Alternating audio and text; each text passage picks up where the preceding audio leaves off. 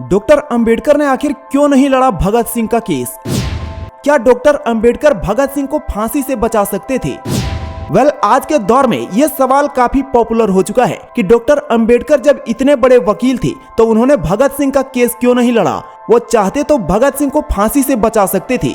कुछ अंबेडकर विरोधी लोग आज सोशल मीडिया पर यही सवाल पूछते नजर आते हैं। सोचकर एक वक्त मन में सच जानने का जिज्ञासा भी होता है कि क्या इन लोगों का सवाल वाकई सच है? क्या डॉक्टर बाबा साहब अंबेडकर भगत सिंह का केस लड़कर उन्हें फांसी होने से बचा सकते थे? आज की इस छोटी सी वीडियो में हम इसी चीज की सच्चाई जानेंगे, क्योंकि यह सवाल जाने बगैर काफी गहरा लगता है। आगे बढ़े इससे पहले एक छोटी सी गुजारिश है कि अगर आपने अभी तक द जीनियस भारत को सब्सक्राइब नहीं कर रखा है तो कृपया करके सब्सक्राइब कर लें और साथ ही बेल आइकन को प्रेस कर लें। दोस्तों, डॉक्टर अंबेडकर इतने बड़े वकील थे तो उन्होंने भगत सिंह का केस क्यों नहीं लड़ा? यह सवाल तभी पूछा जा सकता है जब कोई व्यंग, नफरत और आक्रोश में हो या कोई जिज्ञासावश हो। सवाल प्रथम दृष्टि से उचित ही लगता है, परंतु अक्सर इसका मतलब अंबेडकर के खिलाफ दुष्प्रचार ही होता है। इसका सटीक जवाब जानने के लिए हमें सबसे पहले ये जानना होगा कि उस वक्त हालात क्या होते थे। डॉक्टर अंबेडकर एक तथाकथित शूद्र और अतिशूद्र की श्रेणी में आते थे, जिसके कारण उन्हें स्कूल के बाहर ही बैठकर पढ़ाई करना पड़ता था। और भगत सिंह सिख थे तो उन्हें ये कठिनाई नहीं झेलना पड़ा। जब डॉक्टर अंबेडकर कॉलेज का प्रोफेसर बना तो उन्हें वहां रहने के लिए होटल, कमरा या धर्मशाला भी नहीं मिला। यहाँ तक कि बच्चे उनसे पढ़ने को भी राजी नहीं हुए। ऐसे में LLB डिग्री उनके पास थे तो डॉक्टर अंबेडकर ने वकालत का काम शुरू कर दिया।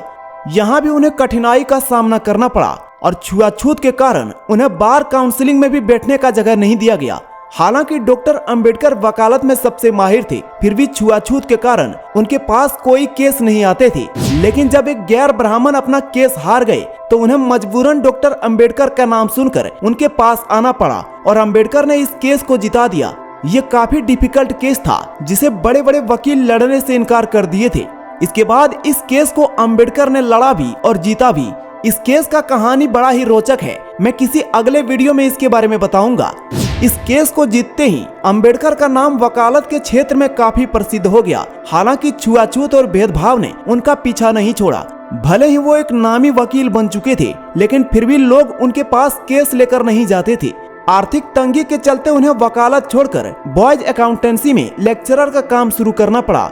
आज कुछ लोग ये कहते पाए जाते हैं कि अगर अंबेडकर जी भगत सिंह का केस लड़ते तो उन्हें फांसी से बचा सकते थे।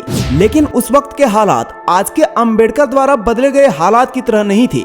ये वो दौर था जब किसी अछूत के छूने भर से ही हिंदुओं का धर्म भ्रष्ट हो जाता था।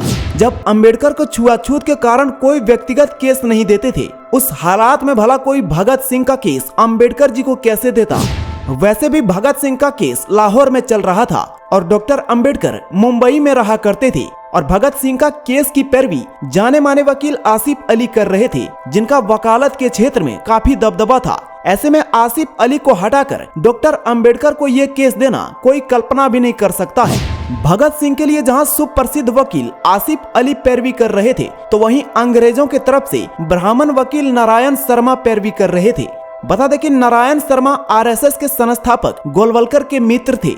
उस समय संपूर्ण देश में अंबेडकर जी का पहचान एक अछूत वकील के तौर पर होता था, तो उन्हें इतना बड़ा केस कैसे मिलता? चूँकि डॉक्टर अंबेडकर के साथ आर्थिक तंगी थी, तो उस वक्त भगत सिंह का केस खुद पहल करके लेना और मुंबई से लाहौर जाकर लड़ना कतई संभव नहीं था।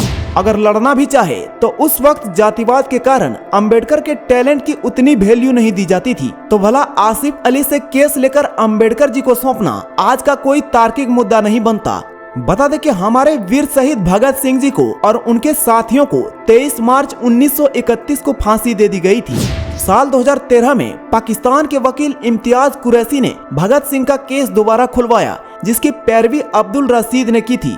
2014 में अब्दुल रशीद ने भगत सिंह के FIR की कॉपी मांगा तो पता चला कि FIR में भगत सिंह का नाम ही नहीं है। उन्हें केवल रजिस्टर के आधार पर फांसी दे दी गई थी।